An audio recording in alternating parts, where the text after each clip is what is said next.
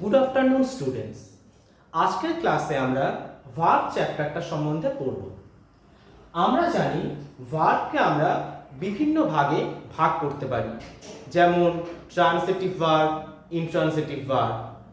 আবার সেরকমভাবে ভার্বকে আমরা আবার ফাইনাইট ভার্ব আর নন ফাইনাইট ভার্ব এই দুটো ভাগেও ভাগ করতে পারি। আমাদের কিন্তু আজকের আলোচনার বিষয় এটাই, ফাইনাইট ভার্ব আর নন ফাইনাইট ভার্ব। এটাও একটা ভিডিও সিরিজ আসবে যেখানে আমরা নন ফাইনাইট ভার্ব সেটাকে আমরা আরো ডিটেলসে পড়ব। সবার প্রথমে আসা যাক ফাইনাইট ভার্ব আর non finite verb. Finite verb কাকে বলা হয়? ফাইনাইট ভার্ব মানে সেই সমস্ত ভার্ব যে ভার্বগুলো বাক্যে ব্যবহার করা সাবজেক্ট আর বাক্যের টেন্সের উপরে ডিপেন্ডেন্ট। ফাইনাইট ভার্ব মানে সেই সমস্ত ভার্ব যে ভার্বগুলো বাক্যে ব্যবহার করা সাবজেক্ট আর বাক্যের টেন্সের উপরে ডিপেন্ডেন্ট। সাবজেক্ট বলতে গেলে সাবজেক্টটা ফার্স্ট পারসন, সেকেন্ড পারসন না থার্ড পারসন, বা সেটা সিঙ্গুলার না প্লুরাল, তার উপরে ডিপেন্ড করে। সেরকমভাবে টেন্সের উপরে ডিপেন্ড করে, সেটা প্রেজেন্টে আছে না পাস্টে, প্রেজেন্ট পারফেক্ট, পাস্ট পারফেক্ট, তার উপরেও ডিপেন্ড করে।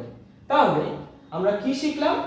ফাইনাইট ভার্ব মানে সেই সমস্ত ভার্ব যে ভার্বগুলো বাক্যে ব্যবহার করা সাবজেক্ট আর বাক্যের টেন্স তার উপরে ডিপেন্ড করবে।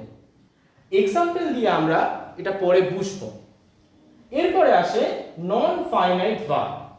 নন ফাইনাইট ভার্বটা কিন্তু বাক্যের যে সাবজেক্ট আর বাক্যের টেন্স তার উপরে একেবারেই ডিপেন্ডেন্ট নয়। অর্থাৎ বাক্যের সাবজেক্ট কিংবা টেন্স যদি পরিবর্তন হয়ে যায় তাহলে কিন্তু নন ফাইনাইট ভার্বে কোনো পরিবর্তন আসবে না। চলো আমরা জিনিসটাকে একটু এক্সাম্পল হিসাবে দেখে নিই। এখানে আমি একটা বাক্য লিখেছি, father goes to market to buy fish. Second বাক্য লিখেছি, father went to market to buy fish. Third, father has gone to market to buy fish. Fourth বাক্য লিখেছি, father will go to market to buy fish. আমরা চারটে example যদি একটু ভালো করে দেখি আমরা বুঝতে পারবো এই যে ভার্বটা গো, একবার আমরা গোস লিখেছি, একবার আমরা ওয়েন্ট লিখলাম, একবার গান লিখেছি, একবার গো লিখেছি। অর্থাৎ বাক্যের টেন্সটা যখন পরিবর্তন হয়ে গেছে তখন কিন্তু এই যে ভার্বের ফর্ম সেটা কিন্তু পরিবর্তন হয়েছে। গোস হয়েছে, ওয়েন্ট হয়েছে, গান হয়েছে, গো হয়েছে। অর্থাৎ এই যে ভার্বটা সেটা এই যে সাবজেক্ট তার অর্থাৎ সেন্টেন্স যদি আমরা বলি তার টেন্সের উপরে এবং সাবজেক্টের উপরে ডিপেন্ডেন্ট। যদি এটা আমি এখানে ফাদার গোস লিখেছিলাম, যদি আমি ফাদার অ্যান্ড হিজ ফ্রেন্ড লিখতাম তাহলে কিন্তু গোসটা গো হয়ে যেত, কেননা তখন সিঙ্গুলার নাম্বার সাবজেক্ট থেকে প্লুরাল নাম্বার হয়ে যেত। অর্থাৎ এই যে পোরশনটা গো ভার্বটা, অ্যাকশন ভার্বটা কিন্তু চেঞ্জ হচ্ছে। অর্থাৎ এই ভার্বটা হচ্ছে আমাদের ফাইনাইট ভার্ব। এবারে নন ফাইনাইট যেটা ডিপেন্ডেন্ট নয়, দেখো আমি প্রত্যেকটা সেন্টেন্সে লিখেছি টু বাই। বাই তো একটা ভার্ব, তাই না? প্রত্যেকবার লিখেছি to buy, to buy, to buy, to buy. অর্থাৎ সেন্টেন্সের টেন্সের পরিবর্তন হলেও বা সাবজেক্টের পরিবর্তন হলেও আমাদের কিন্তু ভার্বের অর্থাৎ নন ফাইনাইট ভার্বে কিন্তু কোনো পরিবর্তন আসেনি, প্রত্যেকটাতে কিন্তু টু বাই রয়েছে। তাহলে এখান থেকে আমরা একটা কনক্লুশনে আসতে পারি যে এই ভার্বটা গো ভার্বটা ফাইনাইট ভার্ব এবং বাই ভার্বটা নন ফাইনাইট ভার্ব। আশা করি আমরা একটুখানি তোমাদেরকে বোঝাতে পেরেছি। এবারে এই যে নন ফাইনাইট ভার্ব আছে সেটাকে কিন্তু আবার তিনটে ভাগে ভাগ করা যায়। একটাকে আমরা বলি ইনফিনিটিভ, আর একটাকে আমরা বলি জেরান্ড, আর একটাকে বলি আমরা পার্টিসিপেল।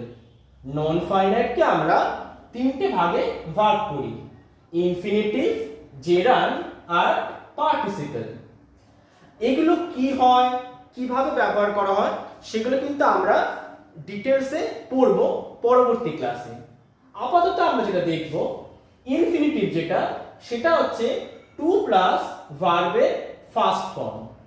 ইনফিনিটিভ হচ্ছে টু প্লাস ভার্বের ফার্স্ট ফর্ম, যেটা আমরা এখানে ব্যবহার করেছিলাম টু বাইটা। আর একটা বিষয় হয় বেয়ার ইনফিনিটিভ, যেখানে টুটা আমরা বসাই না, শুধুমাত্র ভার্বের ফার্স্ট ফর্মটা বসাই। কিছু কিছু ওয়ার্ড আছে যেমন হিয়ার, গো, ডেয়ার, সেগুলো কিন্তু বেয়ার ইনফিনিটিভ হিসেবে আমরা ব্যবহার করি, সেটা আমরা ইনফিনিটিভ শেখার সময় শিখব। এরপরে আসে জেরান্ড। জেরান্ডকে আর একটা নাম হলো, জেরান্ডকে বলা হয় ভার্বাল নাউন অথবা আইএনজি নাউন। জেরান্ডের অপর নাম হলো ভার্বাল নাউন অথবা আইএনজি নাউন। এই যে জেরান্ড, এর ফর্মটা দেখো, ভার্বের ফার্স্ট ফর্মের সঙ্গে আইএনজি যুক্ত করা হয়। জেরান্ডে ভার্বের ফার্স্ট ফর্মের সাথে আইএনজি যুক্ত করা হয়, তৈরি হয় সেটা একটা নাউন। জেরান্ড সবসময় নাউনেরই কাজ করবে। জেরান্ড সবসময় নাউনেরই কাজ করবে, এটা কিন্তু আমাদেরকে মনে রাখতে হবে। এরপরে আসে পার্টিসিপল। পার্টিসিপল আবার তিন রকমের হয়, একটা প্রেজেন্ট পার্টিসিপল, একটা পাস্ট পার্টিসিপল, আর একটা পারফেক্ট পার্টিসিপল। এই যেটা পাস্ট পার্টিসিপল বা ভার্বের থার্ড ফর্ম, এটা কিন্তু আমরা ক্লাস 4-5 থেকে অলরেডি শিখে আসছি। এবারে দেখো, এই পার্টিসিপল কিন্তু ভার্বের কাজ করে, অ্যাডজেক্টিভের কাজ করে, তার সঙ্গে অ্যাডভার্বেরও কাজ করে। এগুলো কখন কিরকম ভাবে কাজ করে এবং এগুলোর সাহায্যে জয়েনিং কি করে করতে হয়, সেগুলো কিন্তু আমরা ধীরে ধীরে একটার পর একটা ক্লাসে শিখব। এখন যেটা তোমাদেরকে বললাম, একবার রিক্যাপ করতে গেলে, ইনফিনিটিভ টু প্লাস ভার্বের ফার্স্ট ফর্ম অথবা শুধুমাত্র ভার্বের ফার্স্ট ফর্ম, যেটাকে আমরা বেয়ার ইনফিনিটিভ বলি। জেরান্ড যেটা নাউনের কাজ করে, সেটা ভার্বের ফার্স্ট ফর্মের সঙ্গে আইএনজি। আর পার্টিসিপল যেটা অ্যাডভার্ব, অ্যাডজেক্টিভ এবং ভার্বের কাজ করবে, সেটা তিনটে form, V1 plus ING, V3 আর পারফেক্ট ফর্ম। এটা হচ্ছে নন ফাইনাইট। এবারে এই যে নন ফাইনাইট যেটা আছে, আমি এখানে কিছু এক্সাম্পল দিয়ে তোমাদেরকে বোঝানোর চেষ্টা করেছি। দেখো, ফার্স্টে বলেছি the doctor was attending the patient. The doctor was attending the patient. এখানে দেখো, আমি এই যে ওয়াজ ভার্বটা আছে, আমি যদি ওয়াজ ভার্বটাকে ইজও করে দিই, তাহলে কিন্তু এটা অ্যাটেন্ডিংই থাকবে, অর্থাৎ V1 প্লাস আইএনজি। তাহলে এটাকে আমরা কিন্তু নন ফাইনাইট ভার্ব বলতে পারি। এটাকে কিন্তু আমরা একটা নন ফাইনাইট ভার্ব বলতে পারি। আর ওয়াজটা ছিল এখানে কিন্তু একটা ফাইনাইট ভার্ব। আবার একটা বাক্য লিখেছি দেখো, my student wants to be a doctor. My student wants to be a doctor. এই যে ওয়ান্টস ভার্বটা, এটাকে আমরা চেঞ্জ করতে পারতাম। এই ওয়ান্টস ভার্বটা কিন্তু বাক্যে ফাইনাইট ভার্ব, কিন্তু এই যে বি আমরা লিখেছি টু এর পরে ভার্বের বেস ফর্ম, এটা কিন্তু একটা নন ফাইনাইট, যেটা আমরা আগেও শিখেছিলাম টু প্লাস ভার্বের ফার্স্ট ফর্ম অর্থাৎ ইনফিনিটিভ। তাহলে বি কিন্তু এই বাক্যের ইনফিনিটিভ। এখানে একটা জিনিস আমরা মনে রাখবো যে একটা বাক্যে নন ফাইনাইট ভার্ব থাকতেও পারে আবার নাও থাকতে পারে, কিন্তু যদি সেটা কোনো সেন্টেন্স বা বাক্য হয়, তার মধ্যে একটা ফাইনাইট ভার্ব কিন্তু অবশ্যই থাকবে। ফাইনাইট ভার্ব ছাড়া কোনো সেন্টেন্স তৈরি করা যায় না। যদি সেটা একটা ওয়ার্ডের সেন্টেন্স হয়, যেমন ধরো গো, কাম, সিট, এগুলো কিন্তু প্রত্যেকটা একটা সেন্টেন্স। এগুলো সেন্টেন্স, কেননা তার মধ্যে একটা করে ফাইনাইট ভার্ব আছে। এগুলো নিয়ে আমরা পরে আলোচনা করব। তবু আমরা মনে রাখবো যে সেন্টেন্স মানে তার মধ্যে একটা ফাইনাইট ভার্ব অবশ্যই থাকবে। দেখো, তাহলে এই বাক্যে আমরা দেখলাম বিটা হচ্ছে যে নন ফাইনাইট। সিমিলারলি আমি লিখেছি দেখো, she could not solve those sums. আমরা একটা জিনিস মনে রাখবো, মডালস মডালস কিন্তু সবসময় ফাইনাইট ভার্বের মধ্যেই আসে। মডালস সবসময় ফাইনাইট ভার্বের মধ্যেই আসে। এখানে সলভ যেটা, এটা কিন্তু নন ফাইনাইট। কেন সলভ নন ফাইনাইট সেটা আমরা যখন ইনফিনিটিভ পড়ব সেই ক্লাসে আমরা ডিটেলসে শিখব। পরে আর একটা বাক্য লিখেছি দেখো, she works hard to pass the test। এখানে তোমরা বুঝতে পারছো ওয়ার্কস যেটা আছে এটা কিন্তু বাক্যের ফাইনাইট ভার্ব।